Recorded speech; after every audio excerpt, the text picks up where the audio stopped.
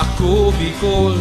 Parte kan programang Tabang sa Karahayan kan Ako Bicol Party List ang pagprioridad sa mga persons with disabilities. Arog kan pagpanaonin danin wheelchairs sa mga man iba-ibang lugar sa Kabikulan. Magkapiradigdi sinda Marlon Agoncillo asin Jocelyn Lasquite kan Camarines Norte. Nagpapasalamat po ako sa Ako Bicol.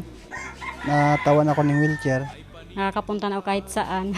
Nagpatindugman ang Ako Bicol ninsarong opisina kan PWD sa Naga City kung sayin ang mga nagtatrabaho mandigdi ang mga kababayan niyatong may mga kapansanan. Sa araw po kani yung opisina, dakulaon pong maray na establishment mechanism iniyo sa Muya na nanganing ang gabos na may kakundian igdi sa syudad ng Naga matawan taning serbisyo.